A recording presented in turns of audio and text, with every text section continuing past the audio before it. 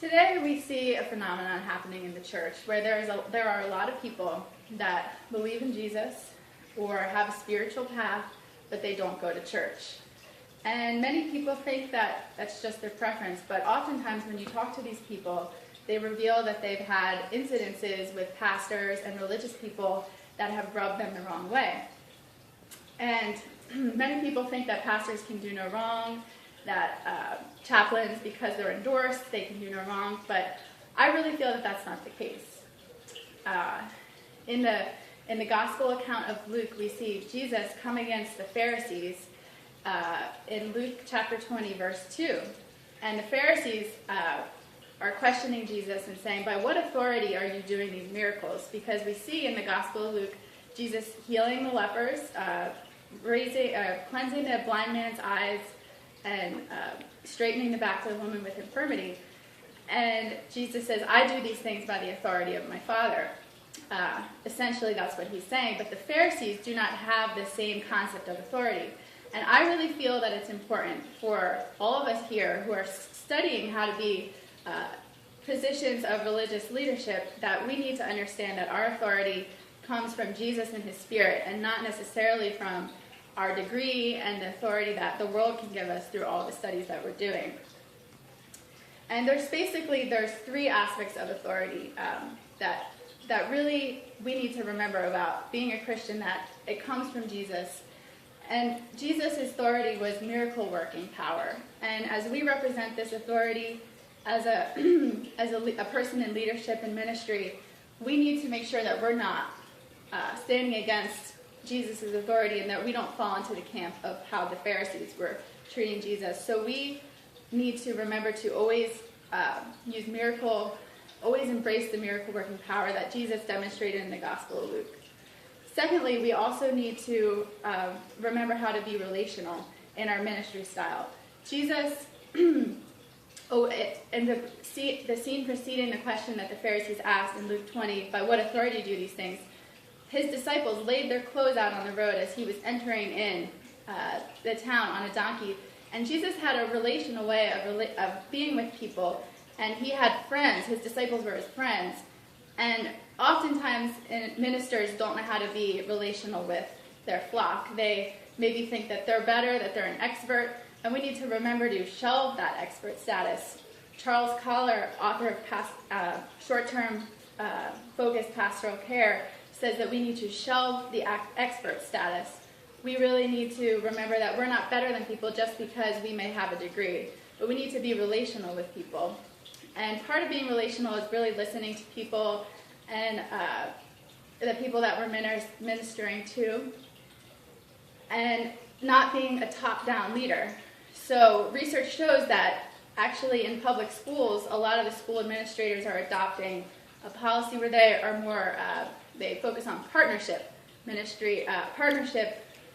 leadership style, where they include the teachers in on making decisions, and this has a better result in actually allowing the teachers to feel like they're part of the team. And so as ministers, we need to have that relational style and more of a partnership mentality with our flock and less of a top-down, I'm the expert and you're not the expert because you haven't been in school. We need to always be humble and treat people as equals as ministers.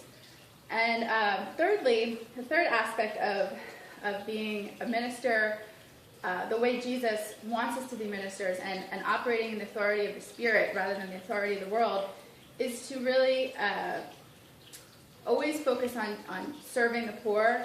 If you remember, the Pharisees you don't really hear many stories about the Pharisees going out of their way to serve the poor and help people. They actually were more focused on themselves and getting attention and things that boosted their ego. But as ministers of today, we need to go out of our way to serve the poor and minister to the sick.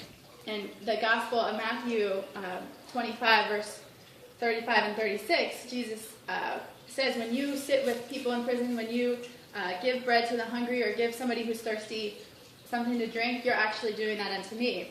And that's what separates the sheep from the goats, and that's what allows us to ultimately enter into eternal life. By one of the things that helps us to enter into eternal life is to have a servant's heart and be the true good Samaritans. using the wine and the oil to bind up the brokenhearted, and being different than leaders in the world. As ministers and leaders in the church, we need to always be thinking of how to be relational with people, operating in the gifts of the Spirit like Jesus operated, as well as going out of our way to do acts of service. And in the Gospel of Luke, after Jesus answered his question, by what authority do you do these things, he spoke a parable against them, the parable of the wicked tenants. And in this parable, Jesus spoke this parable against them because they were actually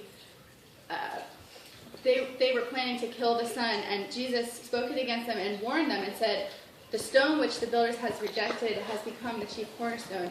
He on whom the stone falls will be crushed, and he who falls on the stone will be broken." The word crushed actually comes from the Greek word for, it's called likmao, which comes from the Greek word likmos, which is an ancient thing that separates the grain from the chaff. And so we literally, if we aren't operating in the authority of the Spirit and we're caught up in that Pharisaical authoritarian spirit that the Pharisees were operating in, we will become crushed. We will become pulverized. But rather, we should be actually, heeding this warning, because he was speaking it to religious people. So as religious people, we need to heed that warning and become broken for the Lord in the three ways that I just mentioned, which are operating in the miracle-working power of healing and delivering the sick, being relational and shelving the expert status, as well as serving the poor through acts of ministry. And I just want to close in a word of prayer today that all of us here that are watching this sermon might take heed to this morning, that we can be ministers with the authority of the Spirit rather than the authority of the world, that we're always able to shelve our egos and make sure that we get out of our own way as we do the works of the Lord. And it's so important that we do this in this hour of the church, because the church has had so much abuse of power, and a lot of people are scared of religion in any shape. And many people are afraid to even pray to Jesus because of some experiences they've had at church and abuses of power from people in ministry. So we really need to remember that we're representing Jesus, but also by representing Jesus, we're bringing people back into the fold, bringing people back into organized religion in a way that's safe for them this time around.